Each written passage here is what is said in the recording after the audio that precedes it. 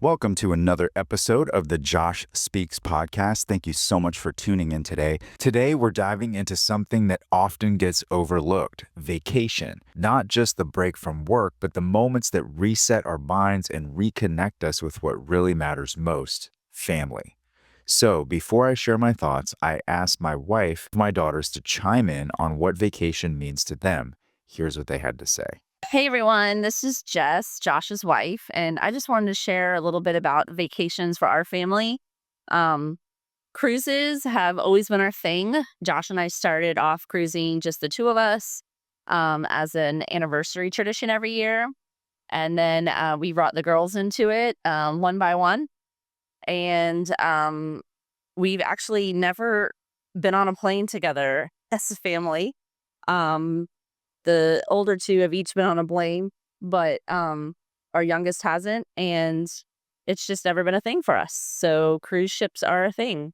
We actually tried a road trip one year because we couldn't cruise because it was COVID, and we ended up renting a cabin in North Carolina, and it was such a disaster that we went back to cruising. And so now if we ever mention like, hey, we're gonna do a road trip, the girls are like, no. So I think cruises we just decided is our thing. Um but magical things seem to happen on our trips. Um Overall our girls seem to get along better. I'm not going to say there isn't any fights, but we definitely see them doing better when we're on trips. They seem to bond. And it's just great to see them having that. We tend to see like other things happen. Like ever since we've been cruising, I can eat as much pizza as I want and I don't get a stomach ache. That 24-hour pizzeria, though, it's not 24 hours anymore, but it used to be. Um, Julie actually potty trained herself on our first cruise that we took her on when she was 2. Jenna just on this cruise was offered a soda cup. We all have the soda package, but Jenna only drinks water. And I've tried to get her to drink anything other than water. Not that drinking water isn't a great thing. Just, once in a while, if you want to try something different. Well, apparently now the girl wants to drink something other than water because she had a magical cup to drink it out of. Um, the girls also tend to try new foods because why not? If you don't like it, they'll just bring you something else. Which I can't get them to do at home. So it's pretty cool that they have found things that they like to eat. We also tend to try things that we've never done before. Josh and I took a cruise a couple years ago, and I decided to do the zip line, which for me is not like something I would ever do. Like I'm not like most adventurous person. And so I thought, you know what? It doesn't look that bad. I'm going to try it. It'll be fine. Josh and I are going to do it together. And I tried it and I loved it. So I did it 2 more times. It's if you guys don't know, it's the zip line that goes like across the boat. I haven't actually done one of the zip lines like on a shore excursion. I think I'll work up to that. But the zip line on the boat is fun. And then our oldest two actually did it the last cruise. And our oldest is not adventurous like me, and she actually loved it as well. So we also tend to see God winks in our trips, whether it's the weather or sickness or just seeing God's favor where we get something for free or like, for instance, when we had the cabin in North Carolina, it was such a bad experience that we actually didn't have to pay for the cabin. So that was nice. But the best thing of all, I feel like with our vacations, just the memories that we make. There's so many like stories and inside jokes for our family that only our family will get. So when it comes up or we think of it and brings up, we all just laugh and remember that time, da da da da da. And it's just something that I think is great that we'll always have with just our family. So we're actually really looking forward to next summer because this will be our biggest family trip yet.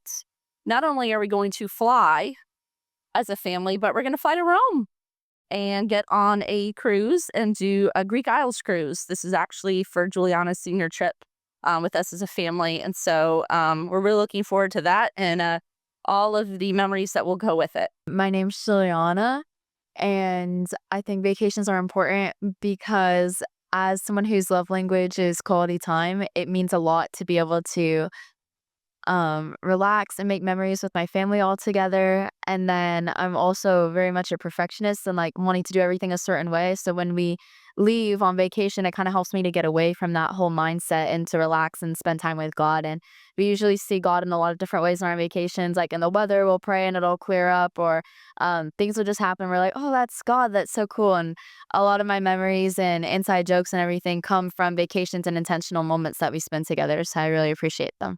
I'm Jordan, and I really like going on vacations as a family because even when things go wrong, the experience just brings us all together and we all bond over it, even when things get crazy. I really loved when we went to North Carolina and we stayed at a cabin. We went skiing. It was the first time that I saw snow. It was really memorable, like playing in the snow with my sisters and like us all experiencing that for the first time and going skiing for the first time with my mom and my family. And um I just love experiencing that with everybody, and it really brings us closer as a family when we go on vacations where we're all, like, really close all the time, and we just talk about anything in the world. I'm Jenna, and I remember 3 years ago, we hadn't been on a vacation as a family in a really long time, and we went on a cruise. And it was like the best week of my life. It was so fun to just bond with the family the whole week, and there was so much to do, and it was really fun. I think previous generations, interestingly, there was this, at least what I experienced in the people I knew, almost kind of badge of honor of being really busy and not having time for things that may be seen as leisure or optional. And those are some of the things, in my opinion, that are the best parts of life. And it's so important to have balance and invest in relationships where you find a lot of importance and a lot of value. I've said this on other episodes that people that I speak to that are later in life with more experience, they all say that they wish they would have been more deliberate, more intentional, and spent more time making memories and doing fun things with the people that they love. Something that I've heard in other coaching groups and dynamics is that someone should be able to look at your calendar and your bank account and be able to tell what your values are and what's most important to you. And if you take an honest assessment of that and it doesn't reflect your values or what it is important to you, that is a great indicator that maybe it's time to start thinking about making adjustments to make sure that you're investing in the things that are the most important to you and the most meaningful and valuable. My wife Jess and I have taken lots of cruises over the years. We really love cruising as a vacation just for the two of us or even for our whole family. And we're fortunate that everyone in our family likes cruising. So for us, it's a really great vacation. I'm recording this episode on my 45th birthday from the Utopia of the Seas, somewhere in the Caribbean Sea or Atlantic Ocean. I'm not sure exactly where we are right now, but super grateful and fortunate to be able to be recording this from there with my family, having a great time, making some memories. There's so many memories that I can think of that we've made on these vacations, how we learn to overcome adversity together, try to make quick decisions, and just kind of be okay with something that's not ideal and still find the joy in it and have fun. There's definitely a lot of life lessons when you're traveling and doing things on vacation. I remember even some of the craziest things that we did as a family where we went and took our kids to a place where my wife went skiing at when she was young. And I booked this place online. It looked really beautiful, had a great view of the mountains and the valley. It was just looked amazing. And we get there, and it looks like they took those pictures in like 1973 and never updated the place. It was not the best place that we've ever stayed at. The water heater ended up exploding and flooding the basement floor where some of our kids were sleeping. So they woke up frantically telling us, like, hey, there's water everywhere. And I'm like, what are you talking about? And we go down there, and the whole place was flooded. My oldest daughter, Juliana, ended up getting a nickname on that trip that has stuck with her to this day, which is a super cool and fun and funny family inside joke. We've taken so many pictures and videos of making memories together as a family. I think that it's just such a critical, important thing. And when I even look back on my life and my time investing in doing intentional vacation and getaway recharge things with my wife and kids, I feel like I even wish that I would have done more and been more intentional about it. And it doesn't have to be super expensive or extravagant. Personally, I like things a little more to that end, but there were plenty of years where it wasn't in the cards for us to do that. And sometimes we had to get creative with how we were going to pay for some of these things. And there is in my career in the mortgage business and just my life in the church, I've been exposed to a guy that many of you have probably heard of before named Dave Ramsey. And um, he is big on living debt free and never putting anything on a credit card that is a non-essential item. And while I think a lot of those principles generally are good, I think that, when you take things to an extreme like that, so black and white, I think it can be not the best. Like, I think for a lot of people, if you think about never putting anything on a credit card, even on a difficult year, maybe there's years where you skip or do something a lot less costly, but also I think looking back, I don't regret any time that we personally had to um, put something on a credit card and pay it off later. Those memories are always going to be there. And me personally, I knew that I would be able to figure out how to pay for it later. Everyone has a different situation, so please don't take this as financial advice. This is more of a life assessment of how it's important to, back to an earlier episode where I mentioned values. I think that, it's better to live your life with values and principles so that you can remain a little bit more flexible on actual things that you do and decisions that you make. While I do value being debt free and saving, I think that there's a time and a place for that, and sometimes nothing is perfect. And I think I've seen people that they place the value of not of either advancing financially to their personal ideal place that they want to be, like savings goal wise or investments, and they forego or delay significantly those those trips and those memories. And something that kind of hit me today as I was prepping to record this video and talking to my family about the portion that they're going to add here toward the end was that there was a few years where for different circumstances that we just couldn't make it happen as far as a whole family vacation. There was COVID, there was other circumstances. And so to me, those years went by so fast because I was juggling so many things. But when I talked to my wife and kids about it, to them, their perspective was that there was this big gap in our ability to do these trips together. And that was just a great reminder to me that I wanted to share with all of you, that your kids are young only once, and they're going to be adults before you know it. They're going to grow up and have they're going to have maybe a family of their own. They're going to have a job.